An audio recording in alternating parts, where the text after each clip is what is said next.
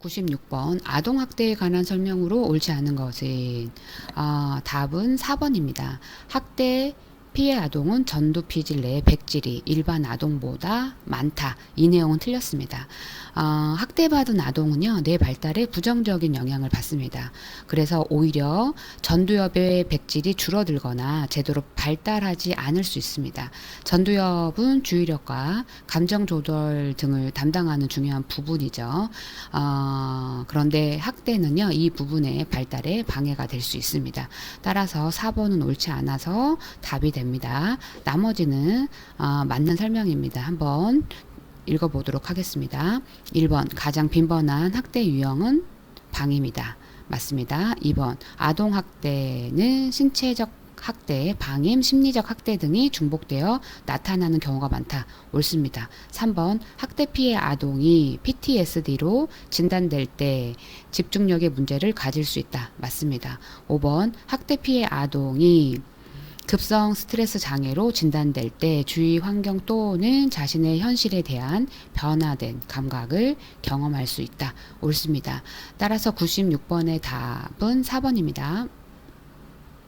97번 다음과 같이 자살의 유형 체계를 분류한 학자는 주어진 내용을 보겠습니다. 이기적 자살, 아노미적 자살, 이타적 자살. 누구죠? 맞습니다. 디리켐입니다. 에밀 디리켐의 자살 유형을 제시한 거죠. 여기에다가 한 가지 더 있죠. 그렇습니다. 숙명적 자살. 이렇게 네 가지로 분류를 한 학자는 디리켐입니다. 먼저 이기적 자살은요, 쉽게 말하면 나 혼자야, 아무도 나를 이해해주지 않아 라고 느껴서 일어나는 자살이고요. 이타적 자살은 내가 이 일을 해야만 다른 사람들이 잘 될 수 있어 라고 생각하면서 자신을 희생시키는 자살이고, 아노미 자살은 세상이 너무 혼란스러워 어디로 가야 할지 모르겠어 라고 느낄 때 일어나는 자살이고, 숙명적 자살은 나는 너무 억눌려서 이 상황에서 벗어날 수가 없어 라고 느낄 때 일어난 자살입니다. 따라서 이기적 자살, 아노미적 자살, 이타적 자살, 그리고 숙명적 자살은 디리켐이 분류하였습니다. 1번입니다. 98번 위기에 관한 설명으로 옳지 않는 것은 답은 4번입니다. 스트레스와 위기는 동일한 의미이다. 이 문장은 틀렸죠. 스트레스와 위기는요, 다릅니다. 스트레스는 우리가 일상에서 느끼는 불안이나 압박감을 말하죠. 그런데 위기는요, 훨씬 더 큰 문제죠. 위기는 삶을 크게 흔들어 놓을 수 있는 심각한 상황이죠. 잘못 다루면 큰 문제가 될 수 있습니다. 즉 스트레스는 작은 불편함을 의미할 수 있지만 위기는요, 인생의 중요한 전환점이나 큰 도전이라고 볼 수 있습니다. 따라서 98번의 답은 4번입니다. 나머지는 옳은 설명입니다. 한번 읽어보겠습니다. 1번 대처 기제의 무능력으로 인해 나타난다. 2번 상황적, 발달적, 사회 문화적으로 발생한다. 3번 위기 상태에는 성장, 발달할 수 있는 가능성을 내포하고 있다. 5번 단 하나의 문제가 삶의 위기를 유발할 수 있다. 맞습니다. 따라서 98번 위기에 관한 설명으로 옳지 않은 것은 4번 스트레스와 위기는 동일한 의미이다. 이 설명은 옳지 않습니다. 동일하지 않습니다. 99번 다음에서 설명하는 모델을 제시된 내용을 읽어보도록 하겠습니다.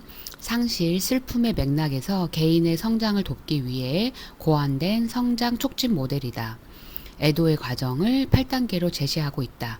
상실에 대한 신체적, 인지적, 정서적, 행동적, 영적 반응을 통합하였다. 답은 슈나이더 모델입니다. 슈나이더 모델은 상실 슬픔의 맥락에서 개인의 성장을 돕기 위해 고안된 성장 촉진 모델이고, 애도의 과정을 8단계로 제시하고 있고, 상실에 대한 신체적, 인지적, 정서적, 행동적, 영적 반응을 통합하였다. 이렇게 해당되는 모델은 슈나이더의 모델입니다. 답은 3번입니다. 100번 DSM-5 진단 기준에서 PTSD의 진단 대상이 아닌 것을 PTSD의 진단 대상이 되는 외상 사건은 심리적으로 큰 충격을 주고 이러한 충격적 사건이 개인의 삶에 큰 영향을 미치는 거죠. 주어진 내용을 한번 읽어보도록 하겠습니다. 1번 최근 1년간 매일 집단 따돌림을 당한 고등학생 진단 대상이죠. 반복적인 외상에 해당될 수 있고요.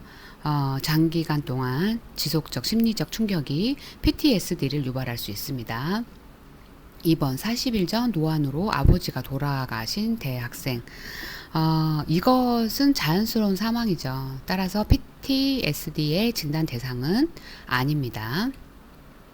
3번 매일 살인과 같은 강력 사건을 다루는 임용 2개월 차 신입 경찰.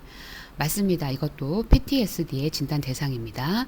반복적 외상에 해당할 수 있고요. 매일 강력 사건을 다루는 것이 PTSD를 유발할 수 있습니다. 4번 40일 전 학교폭력으로 사망한 피해자를 목격한 중학생. 맞습니다. PTSD의 진단 대상입니다. 5번 50일 전 중국 대지진에서 살아남은 16세 유학생. 맞습니다. 진단 대상이죠. 큰 규모의 자연재해로 인한 외상 사건으로 PTSD 진단에 해당할 수 있습니다. 따라서 100번의 답은 2번입니다. 40일 전 노안으로 아버지가 돌아가신 대학생은 PTSD의 진단 대상이 아닙니다.